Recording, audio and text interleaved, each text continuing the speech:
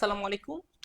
HSC batch 2024 এবং 25 সকলকে সুপ্রভাত। আজকে আমরা অধ্যায় 1 আইসিটির অধ্যায় 1-এর এমসিকিউ নিয়ে বিশেষভাবে আলোচনা করব এবং বিগত বছরের এমসিকিউ প্রশ্নগুলো বিশ্লেষণ করব। আশা করি এই ক্লাসের মাধ্যমে আমরা আজকে অধ্যায় 1-এর সকল এমসিকিউ সমাধান করে ফেলব ইনশাআল্লাহ। সবাই দেরি না করে দ্রুত ক্লাসে যুক্ত হয়ে যাই এবং সবাই ক্লাসটি শেয়ার করে দিবেন। সবাই একটু দ্রুত ক্লাসে যুক্ত হয়ে যাবেন এবং ক্লাসটি শেয়ার করে দিবেন। আমরা 2 মিনিটের মধ্যেই ক্লাসটি শুরু করে ফেলব।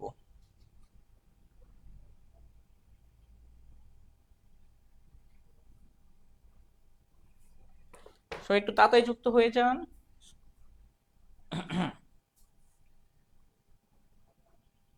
এবং ফ্রেন্ডদের মেনশন করে দিন।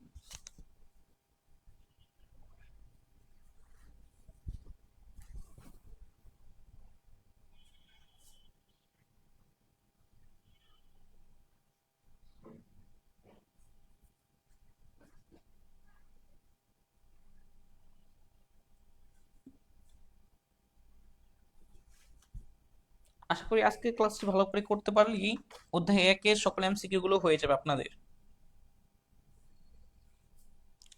সবাই একটু দ্রুত ক্লাসে যুক্ত হয়ে যান এবং ক্লাসটি শেয়ার করে দিন।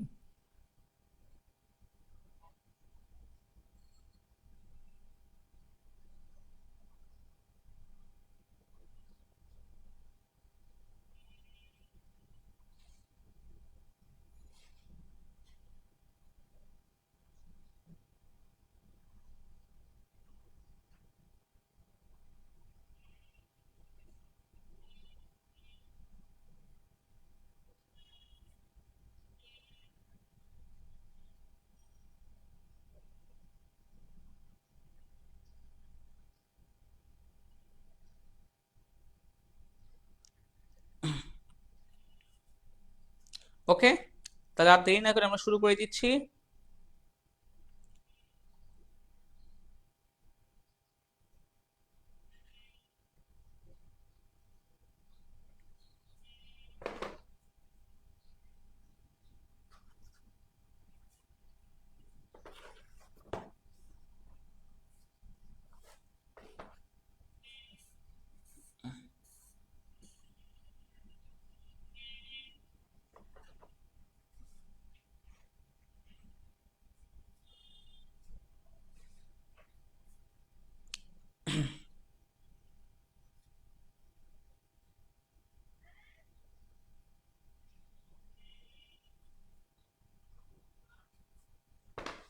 ওকে, 1 নম্বর এমসিকিউ,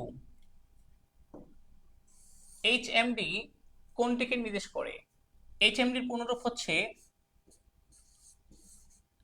হেড মাউন্টেড ডিসপ্লে, যেটা ব্যবহার করা হয় ভার্চুয়াল রিয়ালিটিতে। এটা হচ্ছে এক ধরনের বিশেষ চশমা, যেটা পরলে আমাদের টেলিপ্রেজেন্সের মতো আপনার বাস্তব কৃত্রিম পরিবেশটা একেবারে মনে হবে বাস্তবের ন্যায় অনুভূত, যে একদম কৃত্রিম পরিবেশটা বাস্তবের মতো আমাদের মনে হয়। এই ধরনের পরিবেশ সৃষ্টি করার জন্য আমাদের এইচএমডি দরকার হয় ভার্চুয়াল রিয়েলিটিতে। তাহলে বলেন তো এর অ্যান্সার কি হবে? সবাই একটু তাড়াতাড়ি কমেন্ট করে জানান। ওকে, এটা উত্তর হবে বিশেষ চশমা। এইচএমডি এটা হচ্ছে বিশেষ ধরনের চশমা। 23 সালে এই প্রশ্নটা আসছিল। তারপর কম্পিউটার সিমুলেশন প্রয়োগের ক্ষেত্র কোনটি? ক্রায়োসার্জারিতে, ভার্চুয়াল রিয়েলিটিতে, ইন্টারনেটে, নাকি ভিডিও কনফারেন্সিংয়ে? বলেন তো এটা উত্তর কি হবে? সিমুলেশন পরিবেশ মানে হচ্ছে আপনার ওই যে 3D বা 9D পরিবেশ তৈরি করা হয় কোনটির সাহায্যে?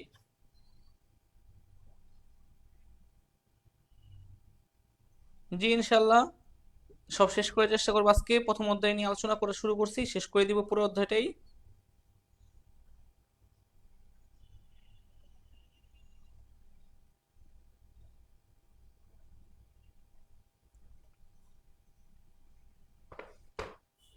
ওকে, উত্তর হবে ভার্চুয়াল রিয়ালিটিতে।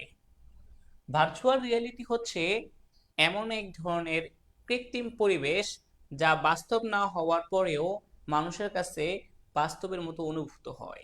এটা আপনার শিক্ষাক্ষেত্রে, প্রশিক্ষণ ক্ষেত্রে ব্যবহার করা হয় অনেক বেশি, বা গেমস, ভিডিও গেমসেও ব্যবহার করা হয়। তাহলে এটা বলেন তো, নিচের কোনটি ভার্চুয়াল রিয়েলিটিতে ব্যবহৃত হয়? ত্রিমাত্রিক সিমুলেশন, দ্বিমাত্রিক, হ্যান্ড জিওমেট্রি, বায়োলজিক্যাল ডেটা। অবশ্যই মাত্রই বলেছি যে ত্রিমাত্রিক সিমুলেশন, অর্থাৎ 3D। আপনারা যদি কখনো কোনো মানে বড় বড় পার্কে যান, দেখবেন যে 3D, 9D এই মুভিগুলো আছে, 5 মিনিটের 7 মিনিটের মুভিগুলো থাকে। আমাদের মনে হবে কি আমরা একদম ওই পরিবেশে চলে যাচ্ছি, জঙ্গলে দিয়ে হাঁটছি, নদীর মাঝখানে হাঁটছি, চাঁদে ভ্রমণ করছি। এগুলো 9D, 3D এই সিমুলেশন প্রয়োগের মাধ্যমে মানুষের কাছে বাস্তব করে তোলা হয়। এরপরে বলেন তো দেখি, ভার্চুয়াল রিয়েলিটির প্রভাব রয়েছে কোথায় কোথায়? এই ভার্চুয়াল রিয়েলিটির প্রভাব কোথায় কোথায় আছে? সামরিক ক্ষেত্রে, প্রশিক্ষণে, শিক্ষাক্ষেত্রে। বলেন তো দেখি এটা প্রভাব কোথায় কোথায় আছে?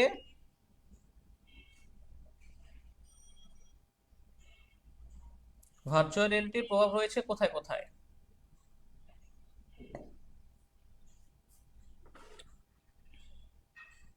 হ্যাঁ, অর্থাৎ এটা ভার্চুয়াল রিয়েলিটির সামরিক ক্ষেত্র প্রভাব রয়েছে, প্রশিক্ষণে তো ভেরি ভেরি ইম্পর্টেন্ট, এটার প্রভাব রয়েছে, শিক্ষাক্ষেত্রেও প্রভাব রয়েছে। অর্থাৎ সব ক্ষেত্রেই এর প্রভাব লক্ষ্য করা যায়।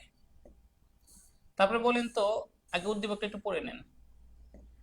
রায়ানা এমবিবিএস পাশ করে মেডিকেল বিশ্ববিদ্যালয়ে উচ্চতর ডিগ্রির জন্য ভর্তি হয়। সেখানে সে কৃত্রিম পরিবেশে কোনো রোগী ছাড়াই সার্জারি প্রশিক্ষণ গ্রহণ করে। এক ধরনের কৃত্রিম পরিবেশে, তার কোনো রোগী লাগে নাই, কোনো রোগী ছাড়াই সে কৃত্রিমভাবে সার্জারির প্রশিক্ষণ গ্রহণ করে। এটা রায়হানার প্রশিক্ষণ গ্রহণের পদ্ধতি কোনটা? এই যে কৃত্রিম পরিবেশে, যে পরিবেশ, কৃত্রিম পরিবেশে প্রশিক্ষণ নিয়েছে, এটা কোন পদ্ধতি বা প্রযুক্তির সাহায্যে করা হয়েছে? হুম, অনেকে বলতেছে উত্তর বি, তামজিদা, প্রসেনজিৎ, কায়সার, নাইম, অমিপাল। হ্যাঁ, অ্যান্সার হবে আসলেই বি, অর্থাৎ ভার্চুয়াল রিয়ালিটির সাহায্যে কৃত্রিম পরিবেশে প্রশিক্ষণ গ্রহণ করা যায়। অনেক সময় আমরা ড্রাইভিং প্রশিক্ষণ বা প্লেনের প্রশিক্ষণ, ট্রেনের প্রশিক্ষণ সরাসরি ওইখানে বসিয়ে দেওয়াটা রিস্কি হয়, যে ভুল হইলে মৃত্যুর আশঙ্কা থাকে। ওইসব প্রশিক্ষণগুলো ভার্চুয়াল রিয়েলিটির মাধ্যমে কৃত্রিমভাবে নেওয়া যায়। তবে আপনার কাছে মনে হবে একেবারে বাস্তব পরিবেশে আপনি এই প্রশিক্ষণ নিচ্ছেন।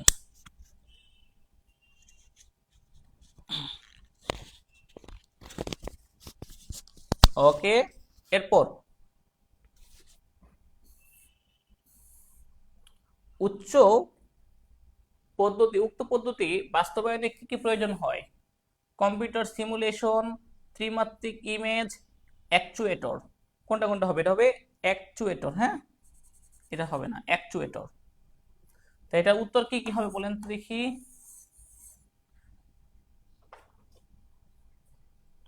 6 নম্বরটা কি হবে? ভালোভাবে দেখেন, তারপরে বলেন 6 নম্বর উত্তরটা কি হবে।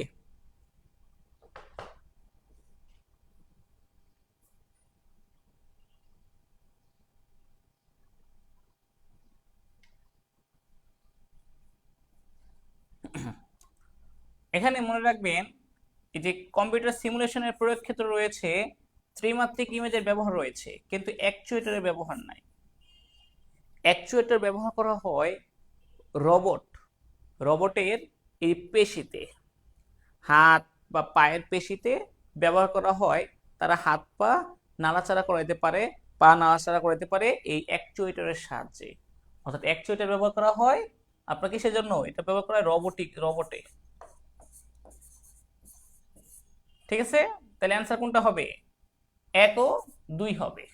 উক্ত পদ্ধতি বাস্তবায়নের প্রয়োজন অ্যাকচুয়েটর। ওকে, টেলিপ্রেজেন্সের প্রয়োগ ক্ষেত্র কোনটি? এটা একবারে মনে রাখবেন, এগুলো পড়তে হবে বোর্ড বই থেকে। হ্যাঁ, বোর্ড বই সেখান থেকে সরাসরি প্রশ্ন করছে যে টেলিপ্রেজেন্সের প্রয়োগ ক্ষেত্র কোনটি। উত্তর কি হবে? টেলিপ্রেজেন্স কোথায় প্রয়োগ করা হয়? অনেকে বলতেছে উত্তর খ, অনেকে বলতেছে আবার রোবোটিক্সে। ওকে,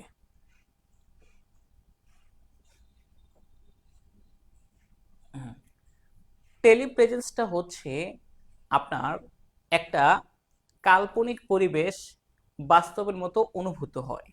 অর্থাৎ এটা ব্যবহার করা হয় ভার্চুয়াল রিয়ালিটিতে। অ্যান্সার হবে কি? VR, virtual reality, not robotics, রোবোটিক্সে না। এরপরে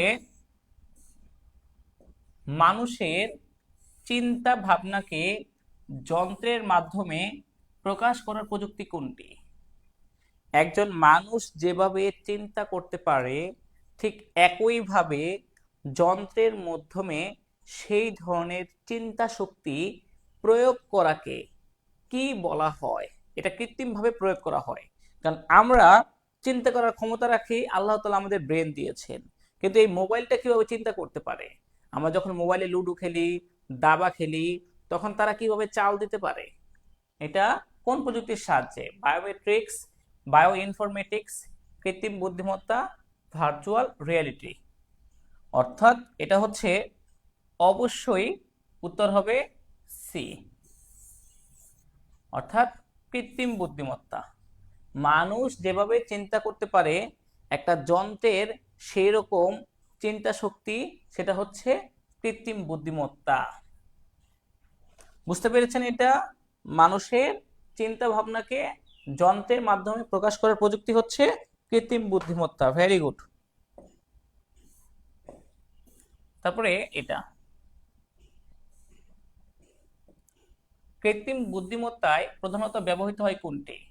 শোনেন, কৃত্রিম বুদ্ধিমত্তায় আগে থেকে প্রোগ্রাম সেট করে দেওয়া হয়, আগে থেকেই প্রোগ্রাম ভাষা সেট করা হয়।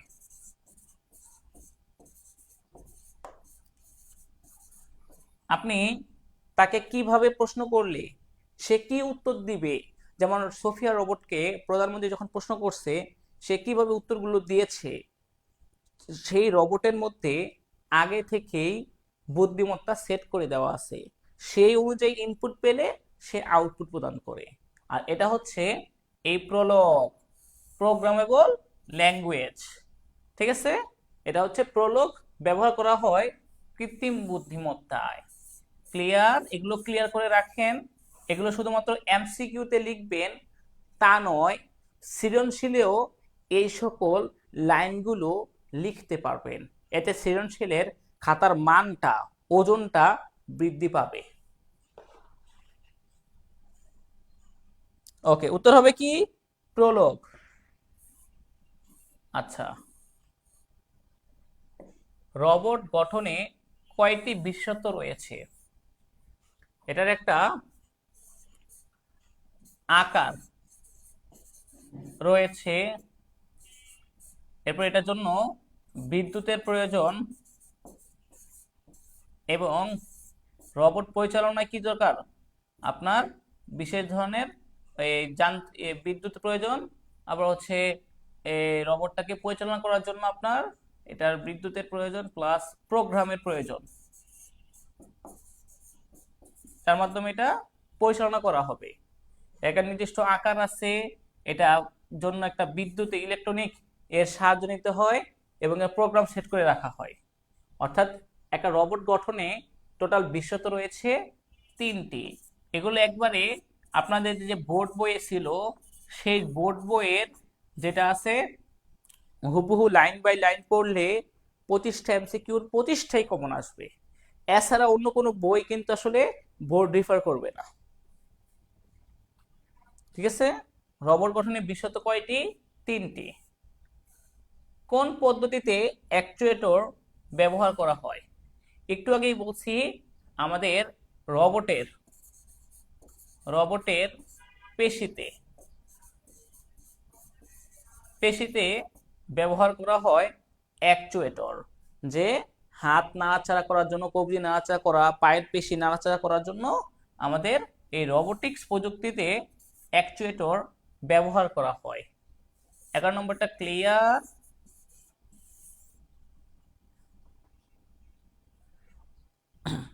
এগুলো যে পড়তেছেন মনে করেন এটাই আপনার ফাইনাল পড়া, এটাই আপনার শেষ রিভিশন।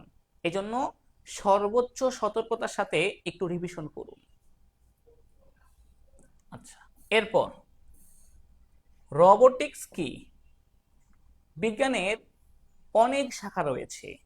কোন শাখা আপনার চন্দ্র নিয়ে গবেষণা করে, কোন শাখা পদার্থ নিয়ে গবেষণা করে, কোন শাখা আপনার এই রোবট নিয়ে গবেষণা করে। অর্থাৎ বিজ্ঞানের বিজ্ঞানের যে শাখা রোবট নিয়ে গবেষণা করে, রোবট নিয়ে গবেষণা করে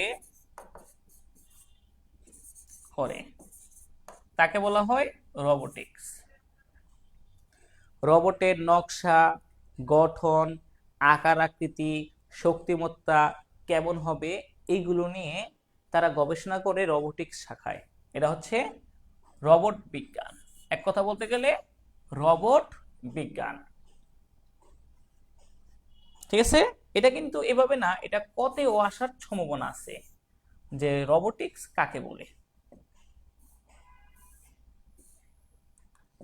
কাজের প্রয়োজনে রোবটকে কত ডিগ্রি কোণ পর্যন্ত ঘোরানো যায়? এটা উত্তরটা ঘোরানো হবে প্রশ্নটা। হ্যাঁ, এই যে আমরা যেমন মানুষরা কাজের প্রয়োজনে 90 ডিগ্রি ঘুরতে পারি, এখানেও 90 ডিগ্রি ঘুরতে পারি, মনটা আমাদের 180 ডিগ্রি ঘুরতে পারি, কিন্তু রোবট কত ডিগ্রি ঘুরতে পারে বলেন তো? রোবট একেবারে, আমরা তো 180 ডিগ্রি ঘুরতে পারলেও রোবটরা পুরা মাথাটা এভাবে ঘোরাতে পারে, অর্থাৎ 360 ডিগ্রি অ্যাঙ্গেল হবে। হ্যাঁ, উত্তর হবে 360 ডিগ্রি। এগুলো সৃজনশীল দিয়ে দিবেন। ওকে, এরপরে মানুষের দুঃসাধ্য কাজের প্রযুক্তি কোনটি? দেখে এটা কে বলতে পারেন অ্যান্সারটা? Robotics, virtual reality, nano technology, কৃত্রিম বুদ্ধিমত্তা। মানুষের দুঃসাধ্য কাজের প্রযুক্তি কোনটি?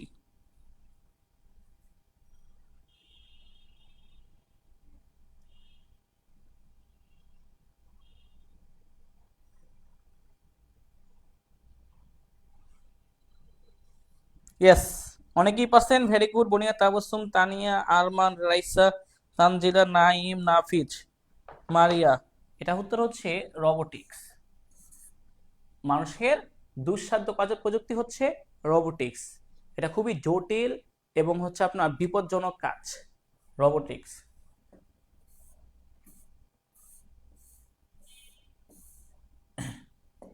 এআই এর প্রয়োগ ক্ষেত্র কোনগুলো? এআই হচ্ছে আর্টিফিশিয়াল ইন্টেলিজেন্স বা কৃত্রিম বুদ্ধিমত্তা।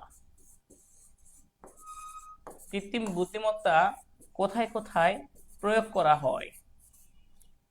Machine learning, robotics, word processing. মনে রাখবেন আমাদের এআই এর ব্যবহার কোথায় কোথায় আছে বলেন তো?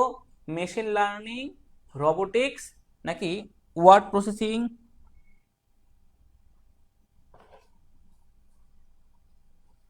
না না, এটা উত্তর দেখি কে বলতে পারেন, কয়জন আছেন?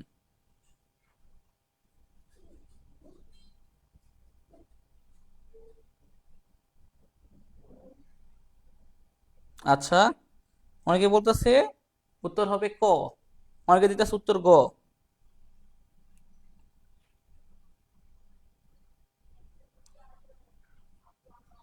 না, এখানে আমাদের যে রোবোটিক্সে আমরা এআই ব্যবহার করি রোবোটিক্সে, আর মেশিন লার্নিং এ পাইথন ব্যবহার করা হয়। ওয়ার্ড প্রসেসিং এ আমাদের ব্যবহার করা হয় যে অ্যাক্সেস, এক্সেল, এইসব কাজগুলো ব্যবহার করা হয়। ঠিক আছে? তো সবকিছু মিলিয়ে আমাদের এই মেশিন লার্নিংটায় আর রোবোটিক্সে ব্যবহার করি আমরা এআই, কিন্তু ওয়ার্ড প্রসেসিং এ না। ওয়ার্ড প্রসেসিং এআই দিয়ে করা যায় না। এটা ওয়ার্ড প্রসেসিং এর কাজ হচ্ছে মাইক্রোসফট এক্সেস, এক্সেল, এগুলো দিয়ে আমাদের ওয়ার্ড প্রসেসিং এর কাজ করে। অর্থাৎ এটা উত্তর হবে কি 15 ক। উত্তর হবে 1 ও 2।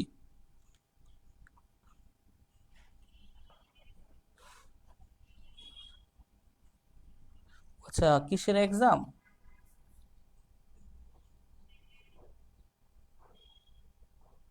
আমার এক্সাম আরেকটা বাকি আছে বুধবার দিন, তাহলে শেষ হয়ে যাবে। 4টা শেষ হয়েছে, আরেকটা বাকি আছে বুধবার, তারপর শেষ হয়ে যাবে। আমার চলতেছে মাস্টার্সের এক্সাম, ফার্স্ট সেমিস্টার। ওকে। কৃত্রিম বুদ্ধিমত্তার প্রয়োগ ক্ষেত্র কোনটায়? কৃষিকাজে ব্যবহার করা যায়, ই কমার্সেও ব্যবহার করা যায়, যুদ্ধক্ষেত্রেও ব্যবহার করা যায়। যেমন যুদ্ধক্ষেত্রে ড্রোন, এটা ব্যবহার হচ্ছে রোবটের ব্যবহার। ই কমার্সে যেমন হচ্ছে আপনার কিউআর কোড দিয়ে কোনো মানুষ ছাড়াই আপনার কেনা বেচা করা যায়। কৃষিকাজে ধরেন আপনি একটা যন্ত্র দিয়ে দিবেন, সে যন্ত্রে সব কাজ হচ্ছে, ওই সে ধান কাটবে, ধান বানানোর কাজ করবে, মাটি এই খননের কাজ করবে উর্বর করার জন্য, সব কাজই তারা করতে পারবে। অর্থাৎ সব কাজেই বর্তমানে কৃত্রিম বুদ্ধিমত্তার প্রয়োগ করা হয়। আবার হচ্ছে যেমন ড্রাইভারবিহীন ড্রাইভারবিহীন গাড়ি, এটাও কিন্তু এই কৃত্রিম বুদ্ধিমত্তার কারণে হয়। কোনো ড্রাইভার লাগবে না, গাড়ি চলবে স্বয়ংক্রিয়ভাবে। এটাও কৃত্রিম বুদ্ধিমত্তার কারণে সম্ভব হয়েছে। ঠিক আছে? তা উত্তর কোনটা হবে? উত্তর হবে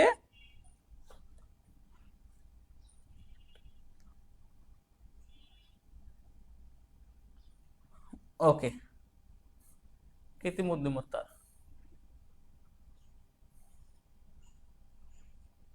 এইটাকে বলছিলাম যে প্রোগ্রামিং ভাষা ব্যবহার করা হয় কৃত্রিম বুদ্ধিমত্তায় প্রয়োগের ক্ষেত্রে। যে সকল প্রোগ্রামিং ভাষা ব্যবহার করা হয় সেটা হচ্ছে সিএসএস বাদে, এটা বাদে ক্যাসকেডিং স্টাইল শীট, এটা ব্যবহার করা হচ্ছে আপনার ওয়েব পেজ ডিজাইনে। এটা হচ্ছে ওয়েব পেজ ডিজাইনের জন্য, ওয়েবসাইট তৈরি ওয়েবসাইট তৈরির করার জন্য ব্যবহার করা হয় সিএসএস এবং এইচটিএমএল ভাষা। হ্যাঁ, এটা একটু ভালো করে মনে রাখেন। এই যে কৃত্রিম বুদ্ধিমত্তা প্রয়োগের ক্ষেত্র হচ্ছে মতলব ভাষার জন্য, মতলব ভাষা আর সাদলু ভাষা, কিন্তু ইয়াটা বাদে সিএসএস এই ভাষাটা ব্যবহার করা হয় না। হ্যাঁ,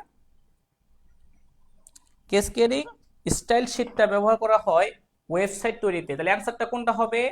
ক এবং খ, মানে 1 ও 2। এটা কি ক্লিয়ার?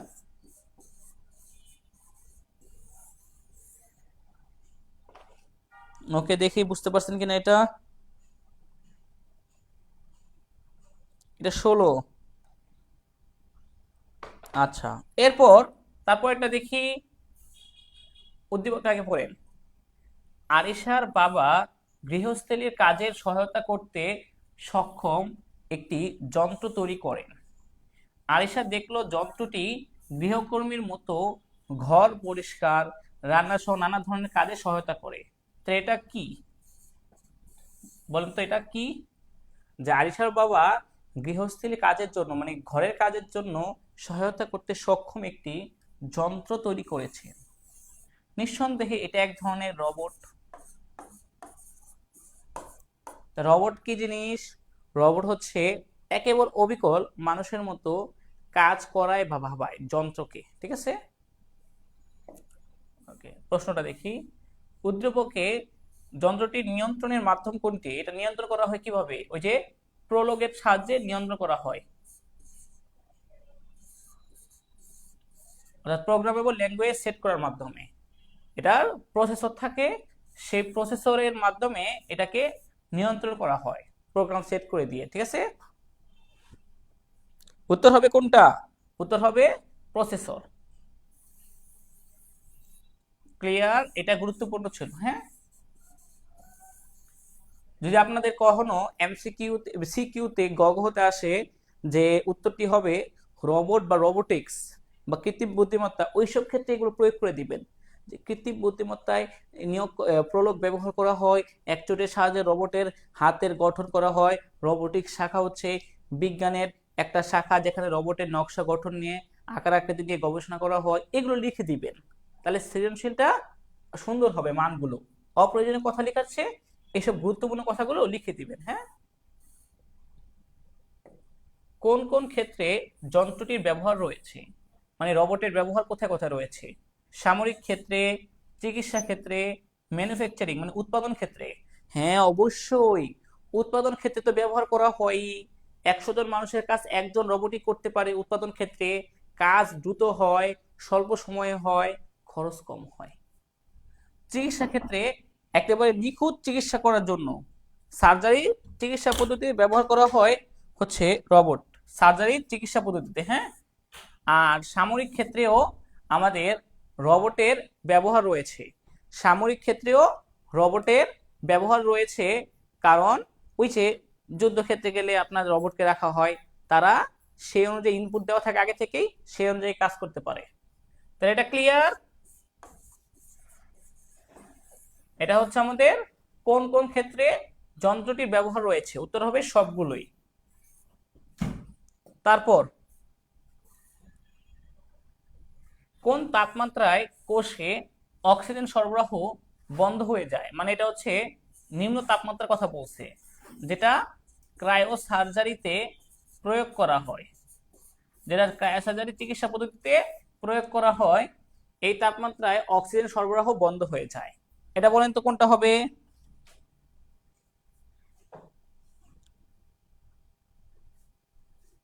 ওকে, এটা উত্তর হচ্ছে যে -41°C থেকে আপনার -196°C, নতুন বই অনুযায়ী, নতুন বোর্ড বই অনুযায়ী এটা। ঠিক আছে, ওকে। তারপরে বলেন তো ক্রায়োসার্জারি চিকিৎসা পদ্ধতিতে নিম্নের কোনটি ব্যবহার করা হয়? ক্রায়োসার্জারি চিকিৎসা পদ্ধতিতে আর্গন,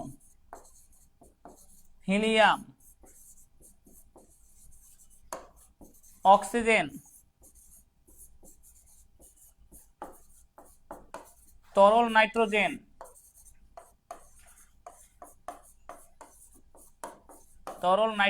এই যে এগুলো যে ব্যবহার করা হয় না, এই সবগুলো হচ্ছে আপনার তাপমাত্রাকে ঠান্ডা করার জন্য, নিম্ন তাপমাত্রা করার জন্য এই পদার্থগুলো ব্যবহার করা হয়, গ্যাসগুলো।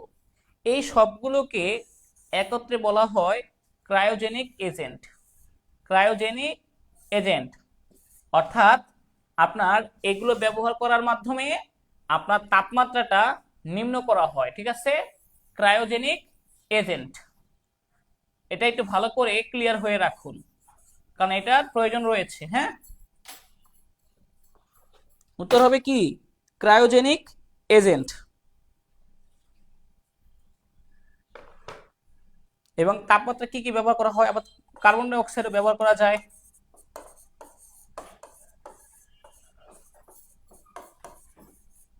আচ্ছা, এরপর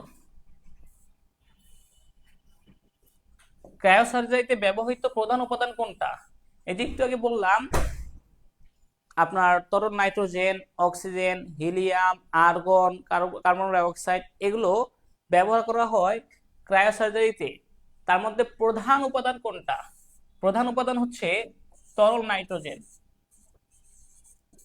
তরল নাইট্রোজেন। ঠিক আছে, উত্তর হবে এটা। 21-এর উত্তর কি হবে? খ হবে। এর উত্তর হবে কি? খ, তরল নাইট্রোজেন। এগুলো একটু রিভিশন করে রাখুন, আপনাদের জন্যই ভালো হবে। ওকে, ক্রায়োসার্জারি চিকিৎসা পদ্ধতিতে ব্যবহৃত হয় কার্বন মনোক্সাইড ব্যবহার করা হয় না, কঠিন নাইট্রোজেন ব্যবহার করা হয় না, ডাইমিথাইনল ইথেন ব্যবহার করা হয় না। তাহলে আসি একটা আর্গন। এই আর্গন গ্যাস এটা হচ্ছে ক্রায়োসার্জারি এক ধরনের চিকিৎসা পদ্ধতি যেখানে অত্যন্ত নিম্ন তাপমাত্রায় শরীরের রোগাক্রান্ত কোষ বা টিস্যুগুলোকে ধ্বংস করা হয়। আপনার হচ্ছে যে তিল, আবার অনেক সময় কারো মুখে আঁচিল হয়, আঁচিল, তারপরে হচ্ছে ছোট ছোট টিউমার, টিউমার, তারপরে হচ্ছে চর্মরোগ,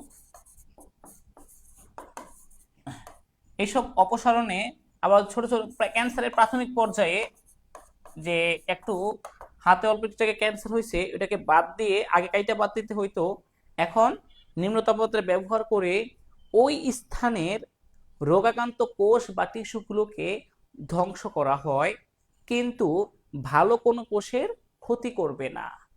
এই চিকিৎসা পদ্ধতি হচ্ছে ক্রায়োসার্জারি চিকিৎসা পদ্ধতি, যেখানে -41°C থেকে -196°C পর্যন্ত নিম্ন তাপমাত্রা ব্যবহার করা হয়।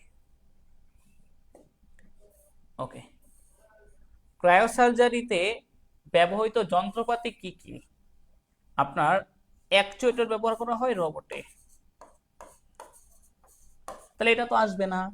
ক্রায়োপ্রোব স্প্রে ডিভাইস, ঠিক আছে, ক্রায়োপ্রোব এবং স্প্রে ডিভাইস এগুলো ব্যবহার করা হয় ক্রায়োসার্জারি চিকিৎসা পদ্ধতিতে, ঠিক আছে। একটা ক্রায়োপ্রোবটা হচ্ছে সূচের মতো যন্ত্র, এটা হচ্ছে একটা সূচ যেটা দিয়ে আপনার ইনজেকশন প্রয়োগ করানো হয়। ইনজেকশন, ক্রায়োসার্জারি চিকিৎসা পদ্ধতিতে ইনজেকশন প্রয়োগ করা হয়। ইনজেকশন প্রয়োগ করে ওই তাপমাত্রাটাকে একদম ঠান্ডা করে ফেলা হয়। ওকে, তার উত্তর হবে 1 ও 2। এরপর আবার উদ্দীপকটা ভালো করে দেখে। মিস্টার সালাম উচ্চ ফলনশীল ধান উৎপাদন নিয়ে গবেষণা করছেন। তার কপালের টিউমারটি চিকিৎসক -20°C তাপমাত্রায় তরল নাইট্রোজেন ব্যবহার করে অপসারণ করেন। তা মিস্টার সালাম উচ্চ ফলনশীল ধান নিয়ে উৎপাদন নিয়ে গবেষণা করছেন। এই যে উচ্চ ফলনশীল ধান উৎপাদন, এটা হচ্ছে জেনেটিক ইঞ্জিনিয়ারিং এর সাহায্যে এটা করছেন তিনি। আর টিউমার, টিউমার অপারেশনের চিকিৎসাটা হচ্ছে আমাদের ক্রায়োসার্জারি চিকিৎসা পদ্ধতি, ক্রায়োসার্জারি চিকিৎসা পদ্ধতি। টিউমার অপারেশন হচ্ছে ক্রায়োসার্জারি চিকিৎসা পদ্ধতি।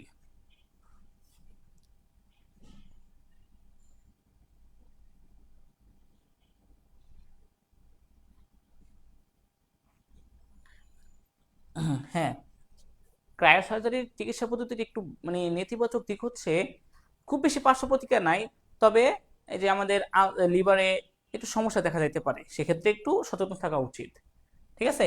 তেমন চিকিৎসা, তেমন বেনিফিট নাই এটার। ওকে, আমরা দেখি চিকিৎসায় ব্যবহৃত প্রযুক্তি কোনটা। ওকে, সবার ক্লিয়ার, চিকিৎসায় ব্যবহার করা হয় ক্রায়োসার্জারি চিকিৎসা পদ্ধতি। আচ্ছা, এরপরে গবেষণায় ব্যবহৃত প্রযুক্তির দ্বারা কি করা হয়? গবেষণায় ব্যবহৃত প্রযুক্তি হচ্ছে আমাদের জেনেটিক ইঞ্জিনিয়ারিং। তো বলেন এই জেনেটিক ইঞ্জিনিয়ারিং এর ব্যবহারের ফলে কি কি হয়? বাণিজ্যিকভাবে ইনসুলিন তৈরি করা যায়। যারা ডায়াবেটিস রোগীর ইনসুলিন তৈরিতে আমাদের এই বাণিজ্যিকভাবে ইনসুলিন তৈরি করতে গেলে ব্যবহার করা হয় এই জেনেটিক ইঞ্জিনিয়ারিং, যারা ডায়াবেটিস রোগী, ঠিক আছে। এটা গুরুত্বপূর্ণ এমসিকিউ। জীবের নতুন জিনোম আবিষ্কার করা যায়, রাইট, যাবে, কোনো সমস্যা নেই। অর্থনৈতিক উন্নয়ন ঘটবে, হ্যাঁ তা তো ঘটবেই। যদি আমরা জেনেটিক ইঞ্জিনিয়ারিং এর ব্যবহার করি তাহলে আমাদের ফসলের উৎপাদন বাড়বে, তারপরে নতুন নতুন জাতের আমরা ধান, গম, টমেটো চাষ করতে পারবো, কম সময়ে বেশি পরিমাণ ফসল পাবো। এতে আমাদের দেশের উন্নয়ন তো অবশ্যই হবে। তাহলে উত্তর কোনটা নিব আমরা? সবগুলোই নিব। এটা ক্লিয়ার হতে পারছেন কি?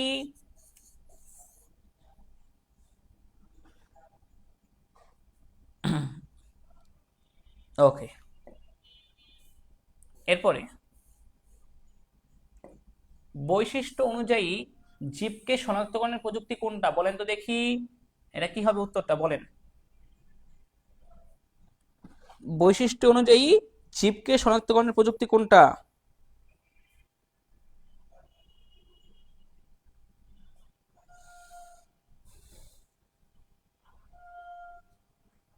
অনেকে বলতেছে সি, আবার কাইসার চাই বলছে ঘ, বায়ো ইনফরমেটিক্স। বৈশিষ্ট্য অনুযায়ী জীবকে শনাক্তকরণের প্রযুক্তি হচ্ছে আমাদের বায়োমেট্রিক্স প্রযুক্তি। কোনো ব্যক্তির শারীরিক অথবা আচরণগত বৈশিষ্ট্যের উপর ভিত্তি করে তাকে অদ্বিতীয়ভাবে শনাক্ত করার প্রযুক্তি হচ্ছে বায়োমেট্রিক্স প্রযুক্তি। এটা ফিঙ্গারপ্রিন্টের সাহায্যে হতে পারে, রেটিনা স্ক্যানের সাহায্যে হতে পারে, হ্যান্ড জিওমেট্রি হতে পারে, সিগনেচার হতে পারে, কণ্ঠস্বর হতে পারে, টাইপিং কি স্ট্রোক হতে পারে। অর্থাৎ তাকে শারীরিক বৈশিষ্ট্যের উপর ভিত্তি করে বা আচরণিক বৈশিষ্ট্যের উপর ভিত্তি করে তাকে অদ্বিতীয়ভাবে শনাক্ত করা বা স্বতন্ত্রভাবে শনাক্ত করা, স্বতন্ত্রভাবে শনাক্ত করা হয় এই বায়োমেট্রিক্স প্রযুক্তির সাহায্যে। আচ্ছা, ডিএনএ পর্যবেক্ষণে মানব শরীরের কোন উপাদান ব্যবহার করা হয়? এটা হচ্ছে মূলত বায়োমেট্রিক্স, আমাদের বায়োমেট্রিক্স প্রযুক্তির শারীরিক বৈশিষ্ট্য, শারীরিক বৈশিষ্ট্যের উপর ভিত্তি করে ডিএনএ পর্যবেক্ষণে ব্যবহার করা হয়। মুখমণ্ডল, কণ্ঠস্বর, রেটিনা, রক্ত কোনটা ব্যবহার করা হয় এই ডিএনএ পরীক্ষায়? ওকে, অনেকে বলতেছেন উত্তর হবে ডি। অনেকে উত্তর ডি বলতেছেন, তা উত্তর তো ডি নেই, তাহলে উত্তর হবে রক্ত। রক্তর সাহায্যে আমাদের রক্ত পর্যবেক্ষণ মানব শরীরের কোন উপাদান ব্যবহার করা হয় এই ডিএনএ।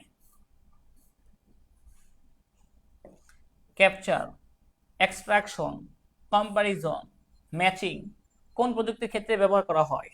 প্রথমে ফিঙ্গারপ্রিন্ট দিবেন, দিয়ে রাখলেন, এরপরে আবার এক্সট্রাকশন করে কম্পারিজন করবে ফিঙ্গারপ্রিন্টটা ঠিক আছে কিনা, ম্যাচিং করবে, ম্যাচিং করার পরে আপনার ওই আপনার আগের এই ফিঙ্গারপ্রিন্টের সাথে বর্তমানের ফিঙ্গারপ্রিন্ট ঠিক আছে কিনা ম্যাচিং করবে, করার পরে আপনাকে স্বতন্ত্রভাবে শনাক্ত করবে।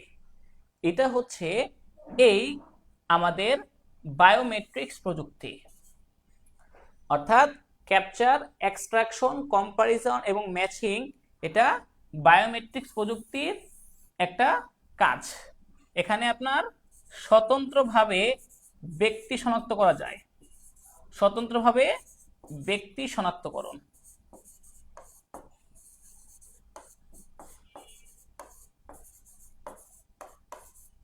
ওকে, আচ্ছা, এরপর ওই একই ব্যক্তিকে অদ্বিতীয়ভাবে শনাক্ত করার প্রযুক্তি হচ্ছে বায়োমেট্রিক্স প্রযুক্তি। তার শারীরিক কিংবা আচরণগত বৈশিষ্ট্যের উপর ভিত্তি করে তাকে অদ্বিতীয়ভাবে শনাক্ত করা যায়।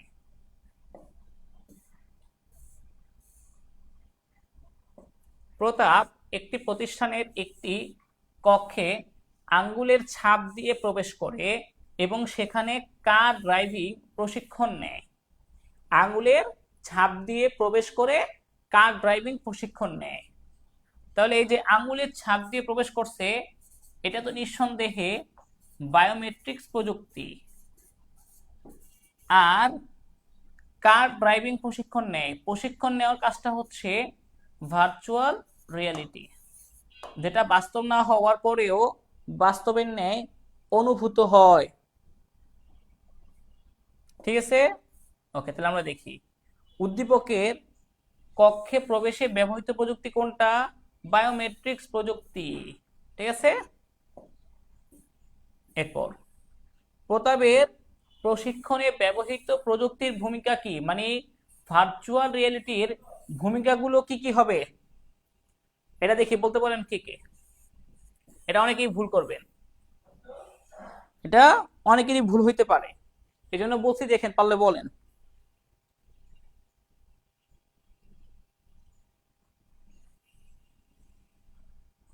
সাব্বির, সাগর, মারিয়া, মুনতাহিদ, মনির, কাইসার, আদিল, তারপরে জান্নাতি ইসলাম, শাকির, রাইসামণি, নীল, এরা বলতেছে।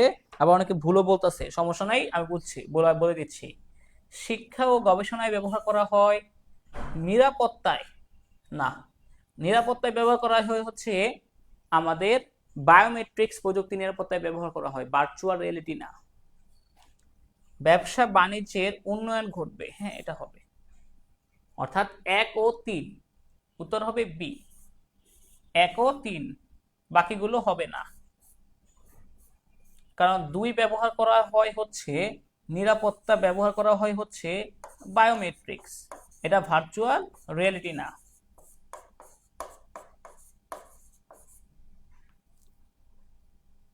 ওকে, ভেরি গুড। এরপর কোনটি বায়ো ইনফরমেটিক্সের উপাদান নয়, কোনটি বায়ো ইনফরমেটিক্সের উপাদান নয়? রসায়ন, ডেটাবেস, প্রোগ্রাম, গণিত পরিসংখ্যান, বলেন তো দেখি কোনটা বায়ো ইনফরমেটিক্সে ব্যবহার করা হয় না? বায়ো ইনফরমেটিক্সে পরিসংখ্যানে ব্যবহার করা হয়, কারণ অতীত তথ্যের আলোকে গবেষণা করতে হয়। প্রোগ্রামে ব্যবহার করা হয়, প্রোগ্রাম দিলে আপনার একটা সমস্যা ধাপে ধাপে সমাধান করা যায়, আবার প্রোগ্রামের সাহায্যে আমাদের সিদ্ধান্ত নিতে সহজ হয়। ডেটাবেস ব্যবহার করা হয় যে তথ্য নিয়ে সংরক্ষণ করার পরে তথ্য নিয়ে অ্যানালাইসিস করার জন্য ডেটাবেস ব্যবহার করা হয়। কিন্তু রসায়নের ব্যবহারটা বায়ো ইনফরমেটিক্সে নেই, উত্তর হবে কি রসায়ন। ঠিক আছে, এই রসায়নের ব্যবহার বায়ো ইনফরমেটিক্সে নেই।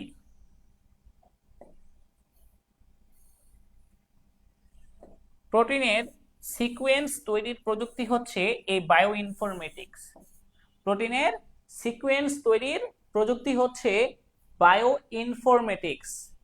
বায়োটেকনোলজিক্যাল প্রসেসিং ব্যবহার করে জীবের জৈবিক তথ্য অ্যানালাইসিস করা হচ্ছে বায়ো ইনফরমেটিক্স।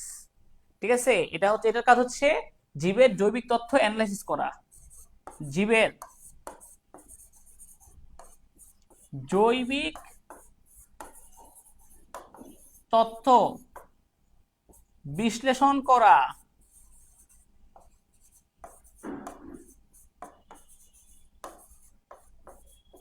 জীবের জৈবিক তথ্য বিশ্লেষণ করা হচ্ছে এই বায়ো ইনফরমেটিক্স প্রযুক্তির কাজ।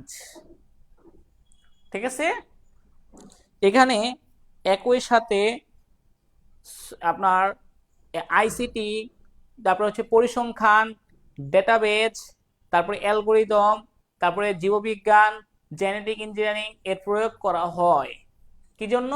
জীবের জৈবিক তথ্য বিশ্লেষণ করার জন্য। অথবা সংজ্ঞাটা এটা দিতে পারেন, জীব সংক্রান্ত তথ্য ব্যবস্থাপনার কাজে কম্পিউটার প্রযুক্তির প্রয়োগ হলো কোনটা? Bio informatics. কতে দিয়ে দিবেন এটা সংজ্ঞা, হ্যাঁ কতে এটা সংজ্ঞা দিয়ে দিবেন। জীব সংক্রান্ত তথ্য ব্যবস্থাপনার কাজে কম্পিউটার প্রযুক্তির প্রয়োগ হলো বায়ো ইনফরমেটিক্স। জেনেটিক ইঞ্জিনিয়ারিং হবে না, এটা না, এটাও না, এটা কতে আসতে পারে, হ্যাঁ সরাসরি সংজ্ঞাটা দিয়ে দিবেন। জীব সংক্রান্ত তথ্য ব্যবস্থাপনার কাজে কম্পিউটার প্রযুক্তির প্রয়োগ হলো বায়ো ইনফরমেটিক্স। ঠিক আছে, তারপরে 35 নম্বরটা, বিভিন্ন জটিল রোগের কারণ আবিষ্কারে কোন প্রযুক্তি ব্যবহার করা হচ্ছে? বিভিন্ন জটিল রোগের কারণ আবিষ্কারে কোন প্রযুক্তি ব্যবহার করা হচ্ছে? যেমন করোনা, এই করোনা রোগের কারণ আবিষ্কার কোথা থেকে হয়েছে, কিভাবে এসেছে, এই সংক্রান্ত কারণ আবিষ্কার করার জন্য আমাদের এক ধরনের প্রযুক্তি ব্যবহার করা হয়েছে। মানে রোগের কারণ আবিষ্কার, রোগটা কোথা থেকে আসছে, এটার উৎস, তারপরে এই যে রোগটা যে আসছে এটা কিভাবে প্রতিষেধক তৈরি করা যাবে, প্রতিষেধক তৈরি করা যাবে, এগুলো করার জন্য একটা প্রযুক্তি কাজ করে। সেটা কোনটা দেখি বলেন, উত্তরটা দেখি কার কার হয়। বায়ো ইনফরমেটিক্স, উত্তর হবে কি বায়ো ইনফরমেটিক্স। ঠিক আছে, বিভিন্ন জটিল রোগের কারণ আবিষ্কারে বায়ো ইনফরমেটিক্স প্রযুক্তি ব্যবহার করা হয়। বায়ো ইনফরমেটিক্স ব্যবহৃত হয় কোথায় কোথায়? ডিএনএ ম্যাপিং, জিন finding, machine learning. Bio informatics কোথায় কোথায় ব্যবহার করা হয় একটু বলেন তো দেখি। 36 নম্বরটা মেশিন লার্নিং, তো আপনাদের আগেই বলছি এই মেশিন লার্নিং এ ব্যবহার করা হয় আপনাদের ওই যে এই কৃত্রিম বুদ্ধিমত্তা বা রোবোটিক্স।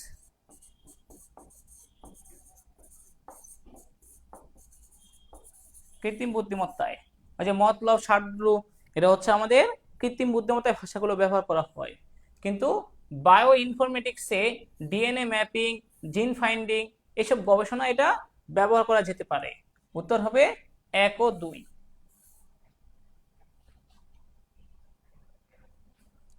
ওকে, তারপরে জেনেটিক ইঞ্জিনিয়ারিং এর জনক কে, দেখি কে কে বলতে পারেন এটা। জেনেটিক ইঞ্জিনিয়ারিং এর জনকটা কে?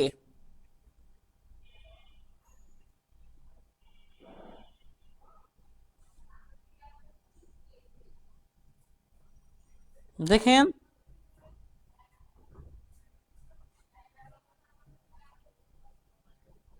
ওকে, উত্তর হবে পল বার্গ। জেনেটিক ইঞ্জিনিয়ারিং এর জনক হচ্ছে পল বার্গ।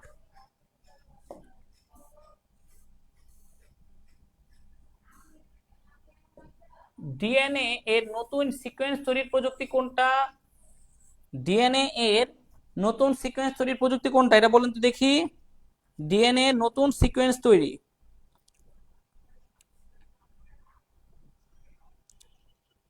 নতুন সিকোয়েন্স তৈরির প্রযুক্তি কোনটি?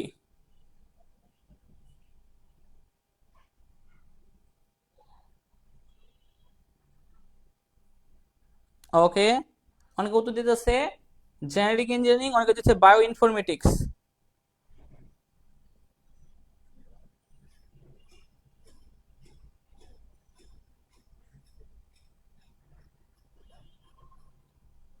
কোনটা হবে উত্তর? এটা ডিএনএ নতুন সিকোয়েন্স তৈরিতে ব্যবহার করা হয় জেনেটিক ইঞ্জিনিয়ারিং। জেনেটিক ইঞ্জিনিয়ারিং এর মাধ্যমে জীবের নতুন জিনোম আবিষ্কার করা যায়, বাণিজ্যিকভাবে ইনসুলিন তৈরি করা যায় ওই যে ডায়াবেটিস রোগীদের জন্য। খুব সহজে ব্যক্তি শনাক্ত করা যায় না, কারণ ব্যক্তি শনাক্তকরণের কাজটা করে বায়োমেট্রিক্স প্রযুক্তি, জেনেটিক ইঞ্জিনিয়ারিং না। উত্তর হবে 1 ও 2। ওকে, 39 উত্তর কত হবে? ক নম্বর।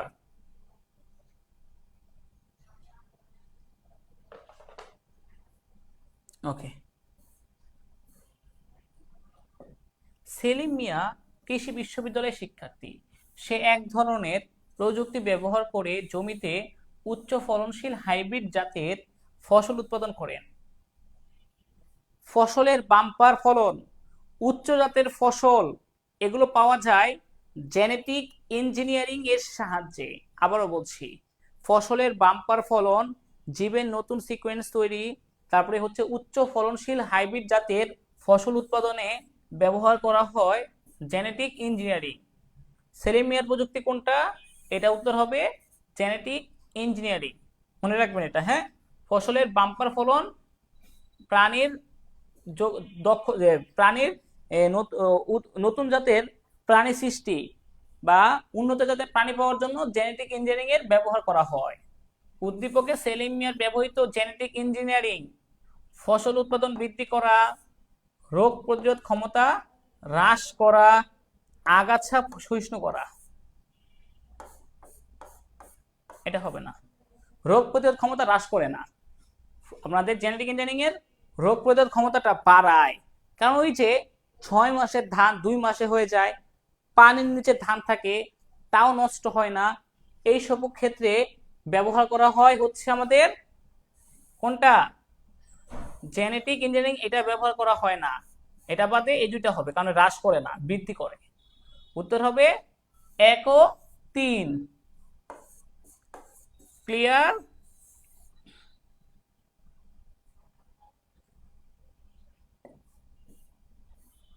ওকে।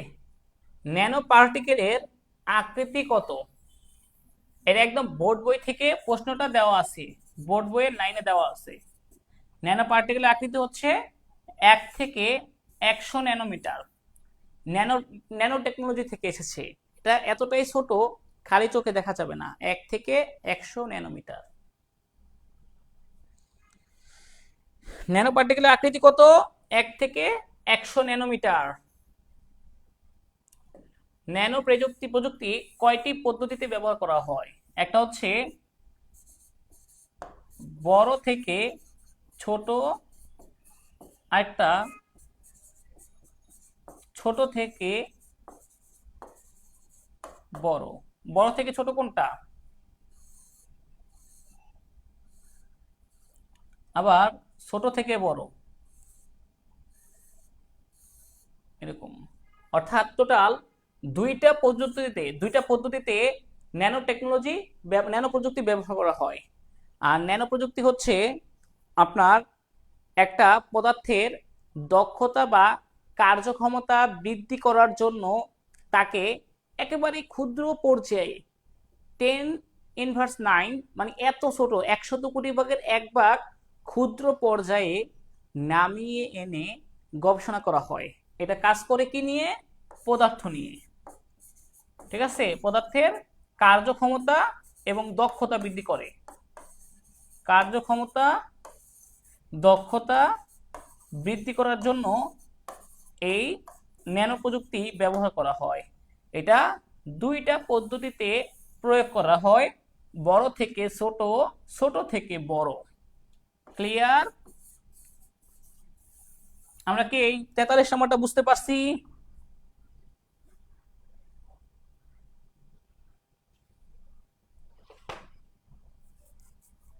ওকে, এরপরে আসি টপ ডাউন পদ্ধতি ব্যবহার করা। ওই যে বললাম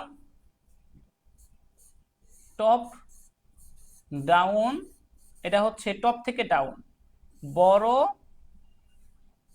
তারপরে ছোট, আইটু ছোট, আইটু ছোট, আইটু ছোট, এটা একদম বড় থেকে ছোট, সেটা হচ্ছে ব্যবহার করা হয় ন্যানো টেকনোলজিতে। হ্যাঁ, আবার ছোট থেকে বড় হইতে পারে। Top to down, down to top, বা top to bottom, bottom to top, অর্থাৎ বড় থেকে ছোট, ছোট থেকে বড়, এই দুইটা প্রযুক্তি ব্যবহার করা হয় ন্যানো টেকনোলজিতে।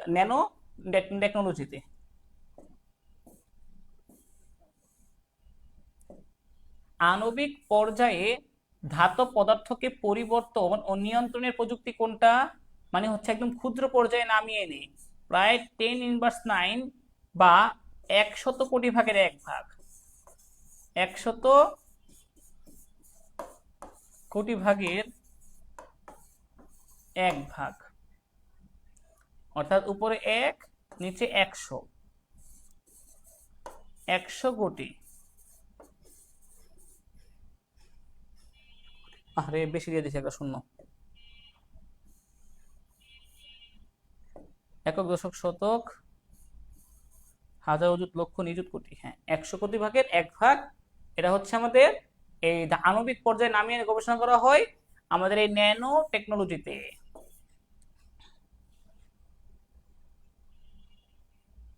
ওকে, তারপর 1 ন্যানোমিটার সমান সমান কত মিটার?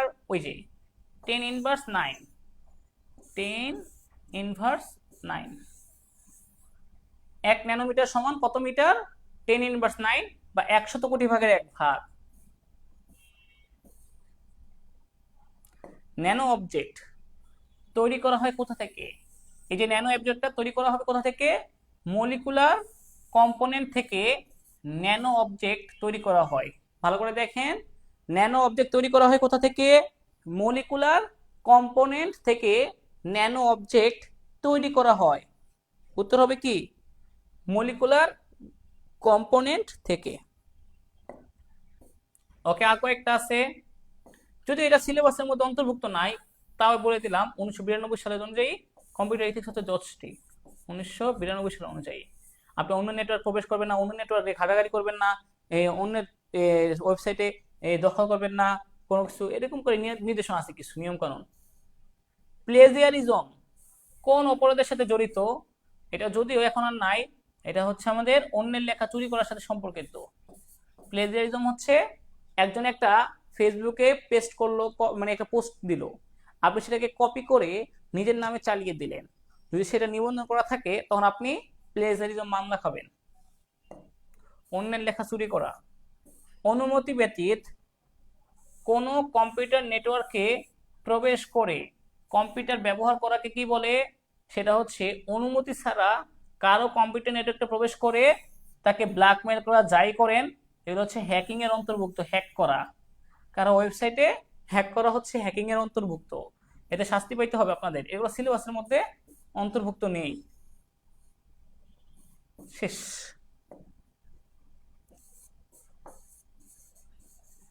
ক্লিয়ার হতে পারছেন কি?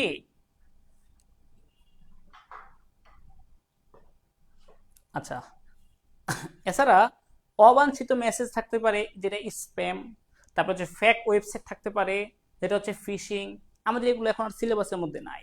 সিলেবাসে প্রযুক্তিতে যেগুলো আছে, যে ভার্চুয়াল রিয়েলিটির ইতিবাচক নেতিবাচক দিক, তারপরে হচ্ছে কৃত্রিম বুদ্ধিমত্তা, রবট বা রোবোটিক্স এই বিষয়টা, ক্রায়ো সার্জারি, উৎপাদন ব্যবস্থাপনায় আইসিটির ভূমিকা, তারপরে আমাদের যে চন্দ্র অভিযান অর্থাৎ মহাকাশ অভিযান সম্পর্কে আছে, তারপরে হচ্ছে আমাদের এই প্রতিরক্ষা খাতে আইসিটির ভূমিকা, তারপরে আসে বায়োমেট্রিক্স প্রযুক্তি, তারপরে জেনেটিক ইঞ্জিনিয়ারিং প্রযুক্তি, বায়ো ইনফরমেটিক্স প্রযুক্তি, ন্যানো টেকনোলজি। এই টপিকসগুলোই আমাদের শর্ট সিলেবাসে অন্তর্ভুক্ত। তাহলে যদি আপনি এই টপিকস যতটুকু দেখিয়েছি এই টপিকসগুলো ভালো করে পড়েন, এর মধ্যে বিশেষভাবে জোর দেন 5টা টপিকসে: virtual reality, cryosurgery, biometrics, genetic engineering, nanotechnology. এই 5টা প্রযুক্তি ভালো করে পড়লে আপনি সৃজনশীলের গ গহ সহ কমন পাবেন ইনশাল্লাহ। আর ক খ এর জন্য আপনাকে ওই বোর্ড বইটা পড়তে হবে, অবশ্যই পড়া উচিত, এবং এমসিকিউর জন্য। তাহলে আনাচে কানাচে যত জায়গা থেকে প্রশ্ন আসুক সব আপনার কমন থাকবেই থাকবে। ঠিক আছে? ওকে, তাহলে সবাই ভালো থাকেন, সুস্থ থাকেন। আজকের এমসিকিউ ক্লাস এইটুকুই। পরবর্তী ক্লাসে আমরা অধ্যায় 2 এর এমসিকিউ নিয়ে আলোচনা করব ইনশাআল্লাহ। আসসালামু আলাইকুম।